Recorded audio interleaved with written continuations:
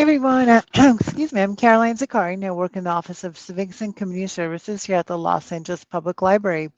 Today's program is called How to Avoid Scams and Stay Safe Online and is brought to you by the Federal Trade Commission and the Los Angeles Public Library.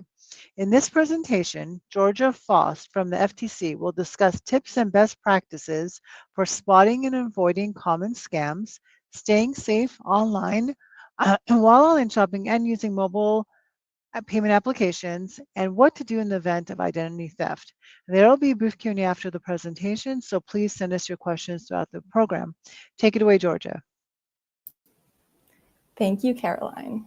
Okay, so just a quick disclaimer. The views expressed today are my own, and I do not speak on behalf of the Commission or any one commissioner. Okay, so next, let me tell you a bit about the FTC. As the nation's consumer protection agency, the FTC works to stop fraud, deception, and unfair business practices. This is done in several different ways. Through enforcement, the FTC conducts investigations, sues companies and people that break the law, and tries to get money back to people whenever possible. Through consumer and business education, like today, the FTC tells people about their rights and businesses about their responsibilities.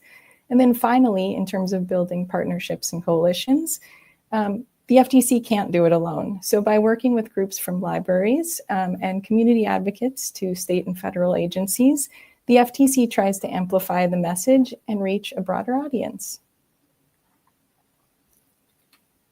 So today, what we'll cover is a variety of topics that fall under these three main buckets. And it's a lot of information, so I just wanted to also mention that we also want to introduce you to various free resources that the FTC offers and that you and your community can access on your own. We're going to cover a lot of material today, so I just wanted to mention also that ftc.gov is the best place to go for a refresher on all of this information afterwards. And so, yeah, let's jump in. So we're going to start with how to protect your personal information.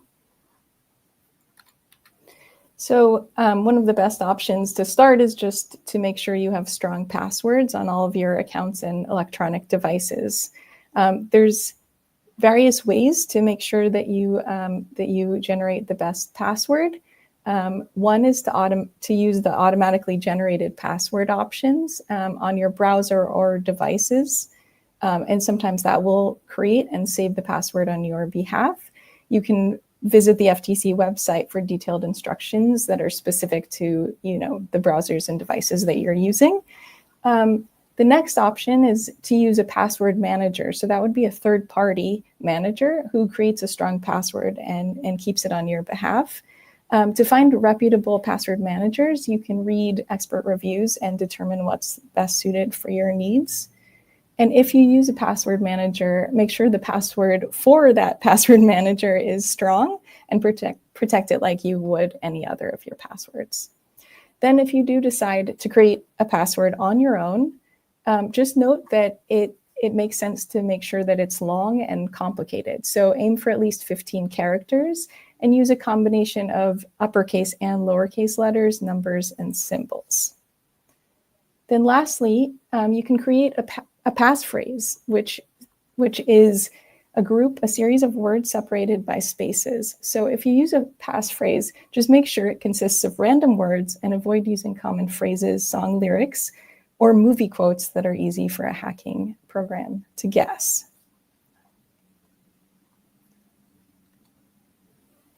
The next thing to think about is a two-factor authentication. And if you're not aware of this option, anytime you're on a website and you have to recover your password, if you forget your password for some reason, and it generates a link on your behalf, and you have an opportunity to reset your password, that's kind of similar to a two-factor authentication, but this would be something you're setting up so that this happens every time you attempt to log in. The most common type of two-factor authentication is a verification passcode you would get by text message or email, or even an automated phone call in some cases. And this one-time passcode is typically 6 digits or longer and expires automatically after a set amount of time, maybe 10 or 30 minutes, for example. And this is similar to the process this is similar to that process. And one of the most secure types of dealing with two-factor authentication is if you have an authenticator app or a security key. And that's something to look into if you're curious about that.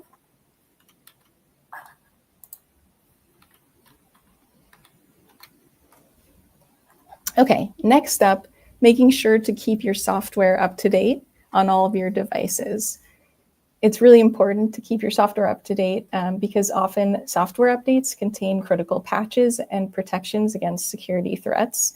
Criminals are often looking for weak points to exploit, and software companies are always looking to keep up and fix those weak points. So it's important to update the software programs on each of your devices as soon as possible when a newer version comes out. Next up, securing your home Wi-Fi network. It's really important to change your router's default settings and the passwords that are associated with your Wi-Fi network. So there's 2 general passwords. One is the Wi-Fi network password, which is the one you use to connect your devices to the network. And a unique and secure Wi-Fi network password prevents strangers from getting into your network. And the second, which is often overlooked but definitely important, is the router admin password. And this is the one that lets you into the administrative side of the device. And there you're able to do things like change settings, including the Wi-Fi network password. So if a hacker managed to log into the admin side of your router, the hacker would change the settings, including your Wi-Fi network password. So definitely something to keep in mind. And then keep your router up to date, similar to what we were just talking about in terms of the software updates. That's important for your router as well. And then lastly, turn on your router firewall. A firewall is an additional layer of protection that can help keep out viruses, malware, and even hackers. Most routers come with built-in firewalls, so check your settings to make sure your router's firewall is turned on.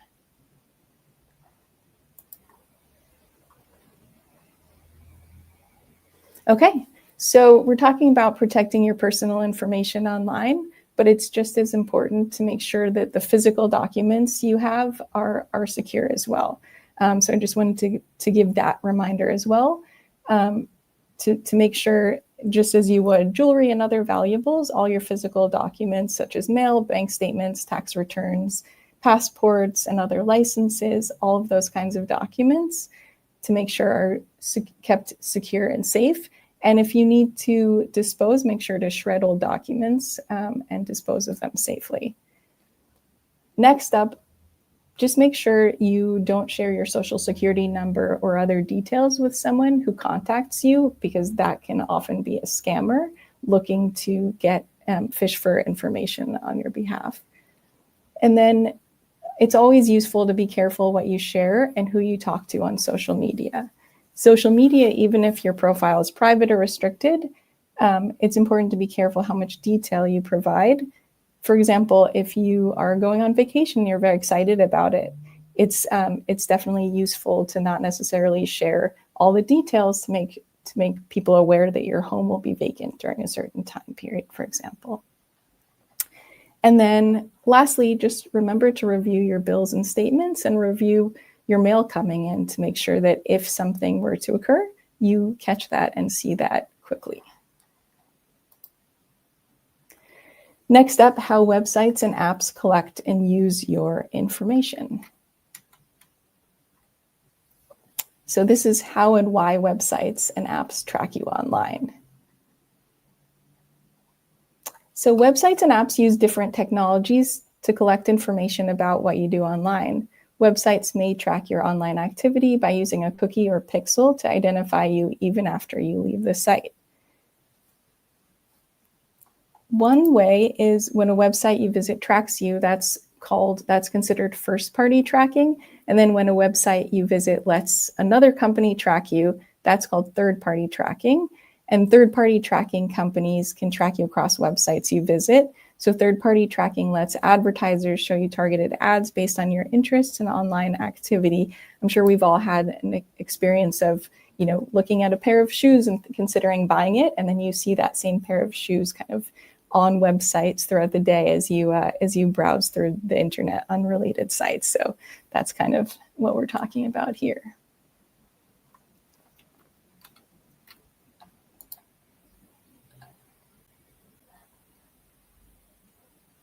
So what to do about online tracking if you want to avoid that?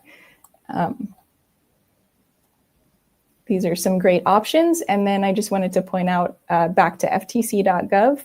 ftc.gov/yourprivacy is a great place to look into some of these options.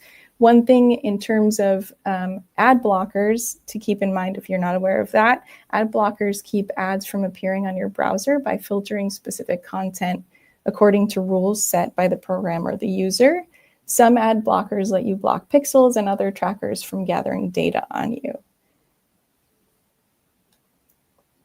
There are many options for ad blockers available online, so if you're considering one, it's always great to read reviews from reputable sources to learn about features and decide which ad blocker is best for you. And ad blockers and other of these options are sometimes available and built in within your browser, so definitely look at options that are available to you that way. Now we're going to go into online shopping tips. It's always great to do some research and some comparison shopping to make sure you're getting the best deal and also to make sure you're not getting scammed. So definitely check out the company and the product. And one thing to note is make sure if something seems to be too good to be true, if it's just a crazy deal, sometimes it really is too good to be true and it's kind of trying to suck you in. So definitely worth it to read company and product reviews, especially if it's an online seller you haven't used in the past and you don't know who they are or sort of, what they're kind of doing. Regardless, it's always useful to look at the terms of sale and all of those details. And finally, to pay by credit card so that you have that protection.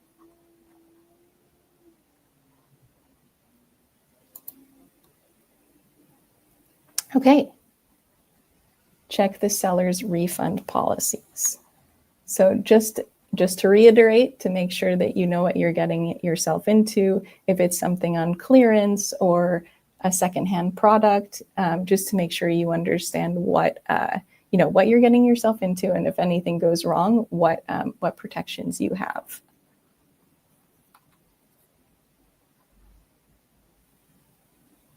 And similar to that, keep records. So make sure you keep all of the records in terms of any communication you have with the company and the online seller, any of those refund policies, any of those details are definitely important. And we already mentioned this, but it's super important to pay by credit card when you have that option. Credit cards are also safer than other payment cards because if you do have a dispute, you have a lot more rights and to cover lots of different kinds of problems you might encounter. It's important when you online shop, but it's also important for in-person shopping as well. And if you happen to have any issue, it's really important to handle it and contact the credit card company as quickly as possible. So here's some additional information on that.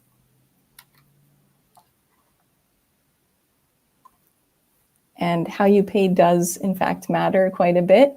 Oftentimes, scammers try to get you to pay through other means where you have very little, if any, opportunity to dispute a charge or get your money back if you need to do that. So here's some examples of payment options that if an online seller insists on these options, oftentimes it is a scam, and definitely important to tread carefully. So one of those was a payment app. So we're going to go a little bit deeper into mobile payment apps.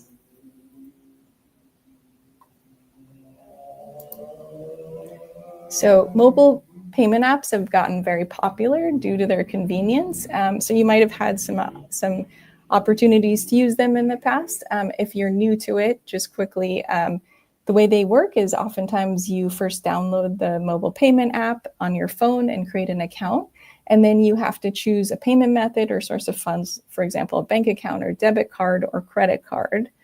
And once you set up the account, you can then send and receive money through that app. So when someone sends you money, the money doesn't actually go directly to your bank account that's linked. Instead, it gets added to the balance within the app. And then oftentimes, in order to actually get the money, you'd have to actually put in a transfer request. And sometimes there's a small fee associated with that, depending on how quickly you want that money transferred. Otherwise, the money would probably be left within the app to use later for purposes within that app only. Zelle is a little bit different. You might have seen that within your own bank's apps. And so it's like within your own bank account instead, but kind of a similar situation where it is cash. So you have to definitely tread carefully.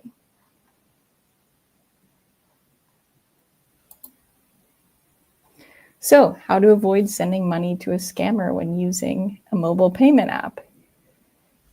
Some scammers may try to trick you into sending them money through a mobile payment app because of its convenience and because it essentially works like cash. And it's hard for you to get that money back. So it's definitely important to pay attention. We're aware of some scams that you might have heard of.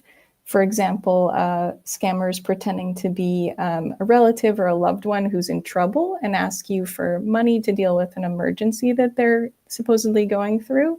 Other common scams involving these apps might be that you are told that you won a prize or a sweepstakes, and then you're instructed to pay some fee to collect it. And then you pay the fee and there is no prize to collect at the end. And that's a scammer at work. But it's also important to make sure you're sending money to the right person, even if it's a transaction you are expecting and you know to do it. So for example, if you're looking up a friend or a relative or a seller or something of that sort on the app, just make sure you're getting the right account and it's not someone with, a similar name, for example, or anything like that. And similarly, if you get an unexpected request for money, because, obviously there's, you can send and request money in these apps, make sure that you do know that request is legitimate. And for example, if it's from someone you think make sure you contact that person separately so that you can make sure to confirm that before processing that transfer.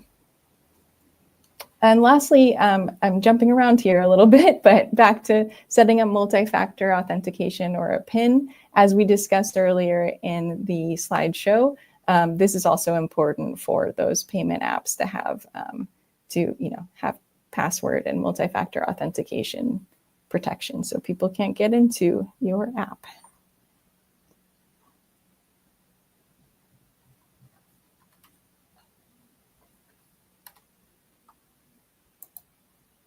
Okay, now we're going to talk about scams. So there's a lot of commonality we find with scams, and that can be useful to protect yourself so you know what to expect if something of that sort happens. So scammers contact people in lots of different ways. They send text messages or chats. They often call people or leave voicemails. They might email you, and they often contact people online or through social media sites, kind of a direct message. So that's all worth looking into.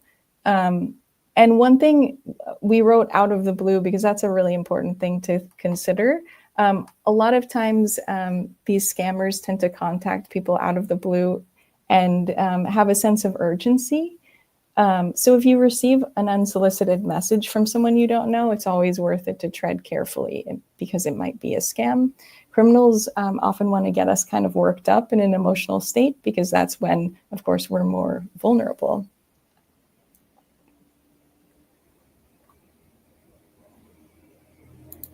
So we're going to talk about imposter scams in particular. This is when a scammer pretends to be from an organization you know. So it's a company or a federal agency or a government agency or something like that that you know and trust. And so you see a logo or something, and you automatically trust that person is legitimate when oftentimes they're not. So here's some examples of some of those that we see. One thing to keep in mind also is that there's something called caller ID spoofing, which can be really tricky. So scammers sometimes use technology to change the phone number that appears on your caller ID. So the name and number you see might not be real when you're getting an incoming call. And again, that's called caller ID spoofing. So just wanted to put that out there as well. If you have a situation where one of these imposters tries to call you and rely on the caller ID. One of the common ones is also a fake virus warning. So tech support scammers try to trick you into thinking there's a virus on your computer. In this example, they might use a fake pop-up window that appears on your computer screen. It might look like an error message from your operating system or an antivirus software, and it might use logos from trusted companies or websites. The message in the window would warn you about a security issue on your computer and tell you to call a phone number or to get help that way. Also, up here, you see we included the Internal Revenue Service. There is a fake IRS rebate scam that comes up sometimes. And just so everyone here is aware, it's important to keep that in mind. Because if the IRS is trying to contact you, they will send a letter and not send you just a text message like this.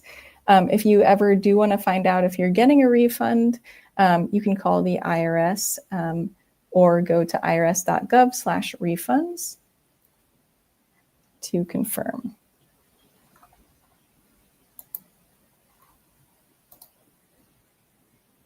So to reiterate, recognize the signs of a scam. So they'll often pretend to be a trusted business or government agency. They'll deliver some important news or information that you don't already know that's often fake. So they'll tell you about a problem you didn't know, or they might offer you a prize or opportunity you weren't expecting. They'll also try to disorient you. They might tell you not to tell your spouse or family members, for example, and they might pressure you to act quickly without giving you time to pause and think about or conduct your own research to confirm what's kind of happening. So they'll often try to get you to trust them and sometimes they even take their time before they actually ask you for something. So sometimes it's even multiple conversations. Most of you have probably heard of romance scams that happen, and sometimes those are where scammers pretending to be a love interest and spend time building up trust and talking and chatting for days or even weeks before actually asking for something. But right here, insist you pay in a specific way is really important, because when they do ask you, oftentimes for something, when they finally do ask you for something, oftentimes they ask you to pay in a specific way, like some of those, the wire transfers or crypto or things of that sort. So why are they doing this? What do scammers want? They often want to convince you to send them money. They might want to trick you into giving them your account information, like your bank account or credit card information, so that they can steal money from your accounts. And oftentimes they want to steal your information by installing spyware and then use it to open new accounts in your name.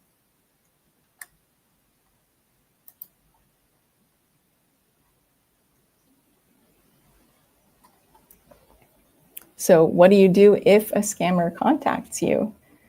Don't send them money. Don't give them any information they don't already have. Don't grant them any access to your devices. And don't click on any links. If you are concerned and you think it might be legitimate and you're really not sure if it is a scam, you can always contact the company or agency that the scammer or person is claiming to be associated with at a number that you know to be true. It's always important to verify. A couple slides back, I mentioned ID spoofing.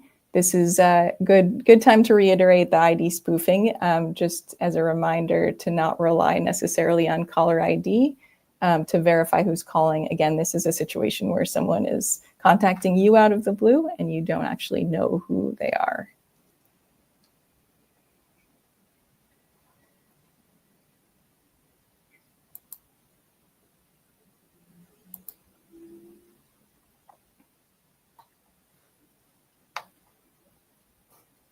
So how it starts, and things, again, can oftentimes escalate quite quickly. So in these situations of imposter scams, oftentimes you're getting a phone call out of the blue, as we mentioned.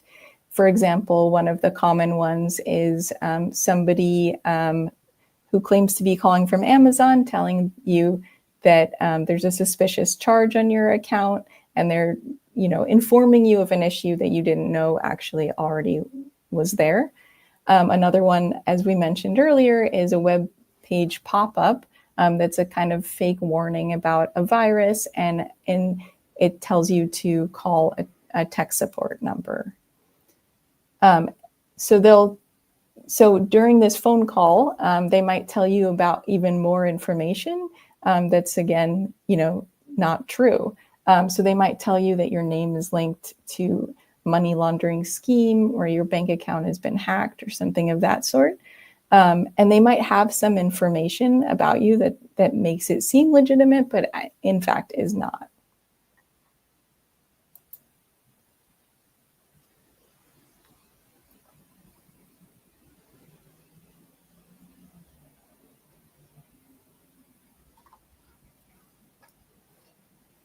So some of the kinds of problems that they might mention is they might tell you that you're in trouble with the government, or you owe someone money, or you owe money to the government, to a specific agency, for example.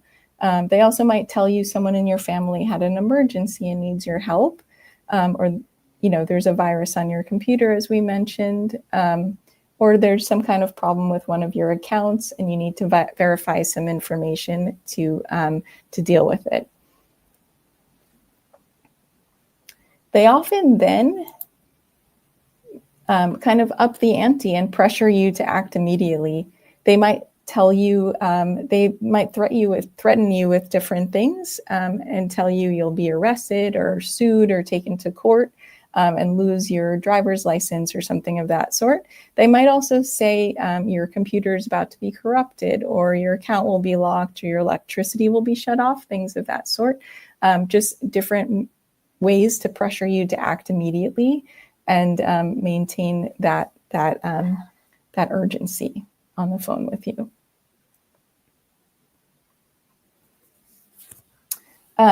Oftentimes, they'll connect you to someone they say can help out. This helper is also in on the scam. It might be that a fake Amazon employee is telling you they'll connect you with a quote-unquote agent at the Federal Trade Commission and connect you to this fictional person who isn't actually working for the FTC.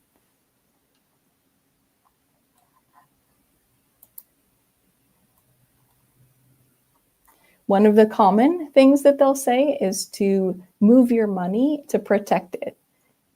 So that somehow your savings account or your funds are in peril, and this quote-unquote helper will help you by protecting that money. never move or transfer your money to protect it. It is a scam. So here's some other examples on this theme. Oftentimes they'll try to get you to go to a Bitcoin ATM and deposit cash and turn it into Bitcoin and transfer it to a specific account that they might have control over and let you believe that you don't. There's other versions that have occurred where they tell you to go to the bank and get cash out, and then they'll send a driver to pick it up in, a shoebox or something like that. Or buy gold and hand off the gold to somebody who comes by. All of these things are not things that the government will actually do, and these are all in fact indications that it's a scam. Okay, so that's all, what to do to avoid getting scammed. What do you do if you actually have been scammed?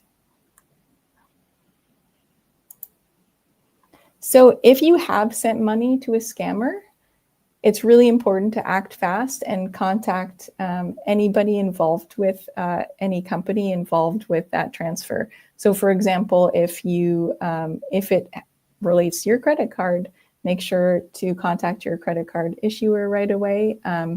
If it's a wire transfer, the wire transfer company. If it's a gift card, the company that issued that gift card. Money transfer apps, for example, contact that company. And same goes with cryptocurrency if there was a Bitcoin ATM or something of that sort. For the mobile payment apps that we were talking about, here's some specific information. I'll pause on this for a moment, but this is also all available on the FTC website if you search around for mobile payment app information.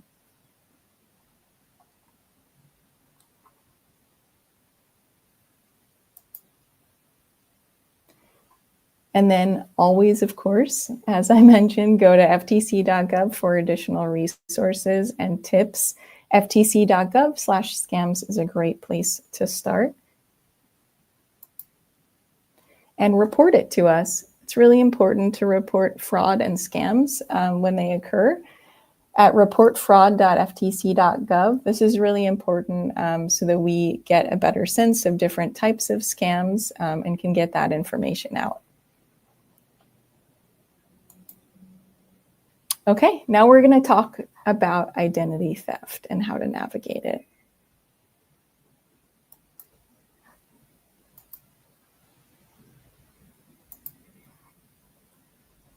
So, what is identity theft? This is when somebody uses your personal or financial information without your permission. They might steal various pieces of identifying information or a combination of those.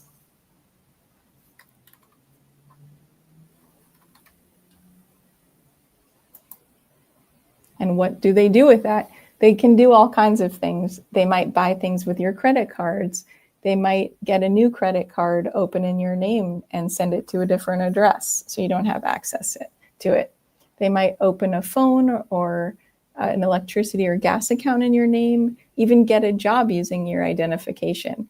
They might steal your tax refund or use your health insurance for medical care. Or even pretend to be you if that person's arrested and give a false identity.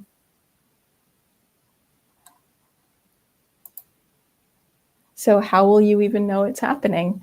It's really important to, of course, read account statements and bills and check your mail regularly.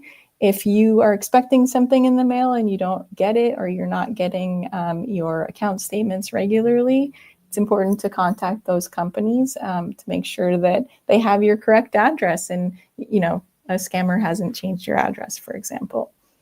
Always read your full statements and explanations of benefits.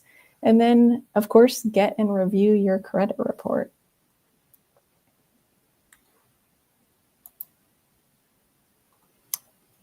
So in order to actually get a free copy of your annual credit report, you can visit annualcreditreport.com. And there are options through the ftc.gov website to connect to this website and get all the information there in case you don't want to jot this down as we go. So as you probably know, there's 3 nationwide credit bureaus: Equifax, Experian, and TransUnion. And they have a centralized website, a toll-free number, and a mailing address to order your free annual reports in one place. You don't need to contact the 3 credit bureaus individually. This is a great place to go, the annualcreditreport.com website.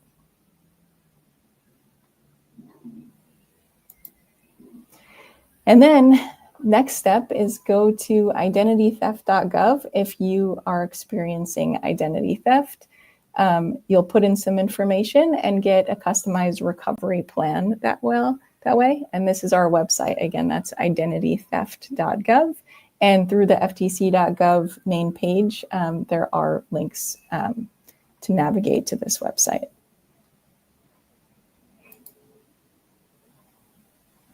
So credit freezes and fraud alerts. Credit freezes and fraud alerts can help you protect from identity theft. They can also stop someone who stole your identity from continuing to misuse it. Credit freezes and fraud alerts work in different ways. Unlike a fraud alert, you don't have to wait for your social security number or other information to be exposed in a data breach or misused by an identity thief to benefit from a credit freeze. So anyone can use a freeze to protect themselves against identity theft, even before it happens. A freeze keeps people from getting into your credit report. While a freeze is in place, nobody can open a new credit account. A freeze is free to place and lift, and it doesn't affect your credit score. So also, even if you have already have a credit freeze in place, you can place a fraud alert as needed. And how do you do that?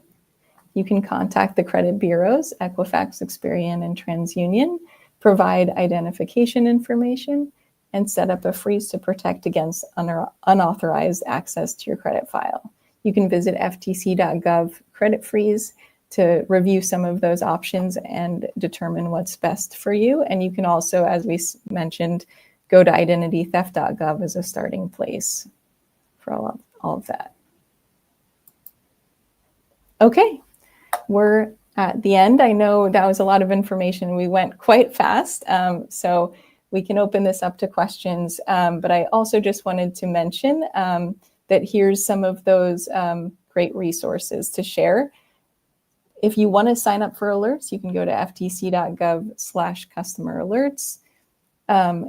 Short articles and blogs are always available and being updated at consumer.ftc.gov. And then to actually report fraud, reportfraud.ftc.gov. There's also some free publications that you can always order for you and your community, and that's at ftc.gov/bulk order. Thank you very much, Georgia. Great information. Let's get to the questions. Okay, what are the most common scams out there now? So the most common is actually imposter scams, and that's why we spent a good amount of time talking about that. We have some data from 2024, and the top 5 were imposter scams, online shopping and negative reviews, business and job opportunities, investments, and internet services. And we get that information from people reporting it. So it's really important to report any of these situations you might have encountered, and it'll go into next year's data. Thank you so much. Next question. How can I find out about the new scams? So like to be on the lookout and how to protect myself. Yeah, of course. So signing up for alerts at ftc.gov/consumer alerts is a great way to start.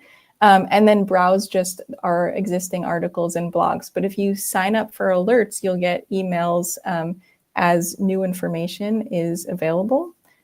And it's very fascinating information. So I definitely recommend that. Thank you so much. I think I'm going to do that too. Okay, so what do I do if I find out my information was compromised, like in a data breach? So starting with identitytheft.gov is a great place to start. And then you can consider a credit freeze as well. Perfect. Thank you. I have another one. What should I do if I lose money to a scam? Definitely first act very quickly. It can be very emotional, so it's important to pause and try to figure out all the information you have and get yourself a little bit organized. Contacting any company involved in the money transfer or any way, the mechanism that you transferred money to that scammer is a great place to start, and they can do what they can to help you out. And then again, go and report the fraud to us at reportfraud.ftc.gov and consider those identitytheft.gov resources as well. Okay, thank you very much. I learned a lot. I mean, the whole thing about the router, updating it and all. I don't do that. I should be doing it. I jotted notes down for myself. But thank you so much for a great presentation. And I wanted to let everyone know if anyone missed any part of this presentation, it'll be available for viewing on the YouTube channel. So youtube.com/Los Angeles Library. And then for more information on all of our library programs upcoming, you go to lepl.org/what's on/calendar. Thank you again, Georgia, and have a great rest of your day, everyone. Thank you so much. Bye-bye. Thank you so much. Take care.